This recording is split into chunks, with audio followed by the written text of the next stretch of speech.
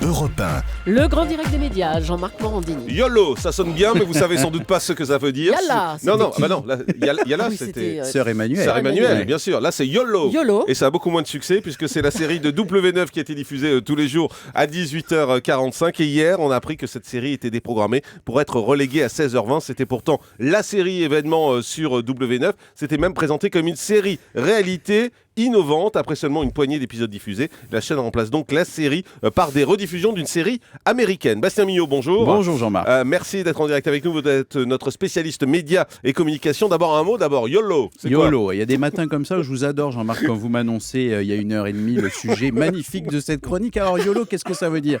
Ça veut dire on ne vit qu'une fois, you only live once. Ah, c'est c'est une ça, scripted reality qui, comme vous l'indiquiez, a été lancée le 18 février dernier sur W9 dans la case très concurrentielle de l'Access Prime Time. Elle est produite par une filiale du groupe M6, Studio 89, et elle n'a pas été créée de toute pièce. Elle est l'adaptation d'un format allemand qui s'appelle Berlin Tag und Nacht, Berlin jour et nuit en allemand. C'est un format qui avait particulièrement marché outre-Rhin, donc sur le papier, W9 avait quand même vérifié au préalable que ce programme avait un précédent et qu'il avait fonctionné. Alors qu'est-ce qu'on devait y trouver ? Le pitch était plutôt pas mal, en tout cas c'était pas mal vendu. On était à mi-chemin entre les colocataires d'M6, vous vous souvenez de cette télé-réalité qui vous avait beaucoup plu, et puis alors quelque chose que les moins de 20 ans ne peuvent pas connaître, un feuilleton culte qui était diffusé sur l'A5 qui s'appelait Voisin. Ça m'a fait penser qui à ça. passait en tout de suite. boucle, etc. Alors il faut avoir connu l'A5, c'est-à-dire avoir regardé la télé avant 1992 pour s'en souvenir, mais c'était un feuilleton culte. C'était quoi le pitch ? Tous très attachants, ils ont dit non à la crise, ils sont venus des 4 coins de France pour réaliser des rêves inaccomplis, ils sont en phase avec leur temps. On pouvait avoir envie d'y jeter un œil. La particularité, Jean-Marc, vous le rappeliez, les personnages et les situations sont scénarisés, mais les dialogues sont improvisés. Ouais. Tout est improvisé, donc tout peut arriver. Il y avait un véritable défi d'audience à relever qui s'est révélé pour le moins compliqué. Seulement voilà, la série n'a jamais décollé et a attiré des critiques très vives. Oui, parce que vous le savez, quand on est patron des programmes, on croit parfois avoir en sa possession tous les ingrédients nécessaires. Sur le papier, comme on dit, ça le fait. Et patatras, la mayonnaise ne prend pas. C'est ce qui s'est passé avec cette série YOLO. Il faut dire que la succession était difficile, car YOLO succédait à l'un des programmes préférés de Julie sur W9, cher au cœur de notre réalisateur Nicolas Six, Les Ch'tis à Las Vegas. Oh là là. Un programme qui cartonne. Et évidemment, succéder à un tel carton, c'est compliqué. Du coup, la case de 19h de W9 stratégique a chuté en audience en perdant en moyenne la moitié de ses téléspectateurs, même si la chaîne se félicitait de conserver une forte audience sur les moins de 25 ans. Donc réaction logique, parce que sur le groupe M6 en général, on n'attend pas trop longtemps si les audiences ne sont pas au rendez-vous.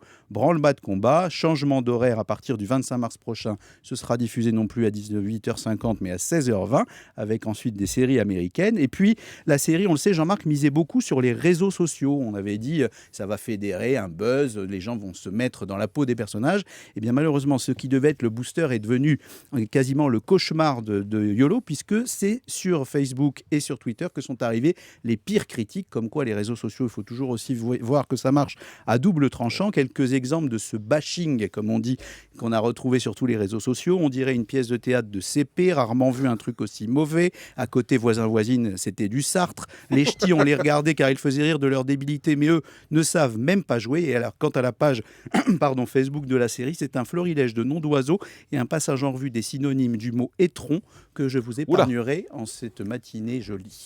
Comment expliquer l'échec de cette série à 19h, Bastien ? Déjà, Jean-Marc, en disant que la scripted reality, ça ne marche pas à tous les coups. Il faut un minimum de scénarisation, des personnages attachants et un fil conducteur narratif. La preuve, les ch'tis sur W9, les anges de la télé-réalité sur Énergie 12, ça marche sans pour autant rentrer au panthéon de l'audiovisuel. C'est une bonne nouvelle pour les dialoguistes et les auteurs qui ont quand même, rappelons-le, de beaux jours devant eux et qui contribuent au succès d'un programme. Ensuite, à cette heure-là, et vous en savez quelque chose, la concurrence est terrible. Toutes les chaînes dégainent l'artillerie lourde sur un créneau qui est le plus générateur de publicité. Donc évidemment, lancer en milieu de saison une nouvelle série avec un nouveau concept, c'était très très périlleux, pour ne pas dire très très casse-gueule. Et enfin, peut-être que le public a une overdose de ce genre de programme à un certain moment. Les programmes les plus installés comme les ch'tis en sont à leur 4e saison, après les ch'tis font du ski, les ch'tis à Ibiza, les ch'tis à Mykonos. Maintenant, ils sont partis à Las Vegas. Et puis bientôt, les ch'tis rentrent chez eux. Les ch'tis vont aller se coucher Les parce ch'tis qu'ils à ont mal à la Europe 1, gorge faut faire. sur ce Bah studio. Et puis les anges de la télé-réalité. Alors là, c'est toutes les villes préférées de Jean-Marc: Los Angeles, Miami, New York, Hawaï. Ils sont revenus chez vous en Floride. Donc Exactement. bref, la scripted reality a de beaux jours devant elle, mais il faut faire attention à ce qu'on programme. Merci beaucoup, Bastien Mignot.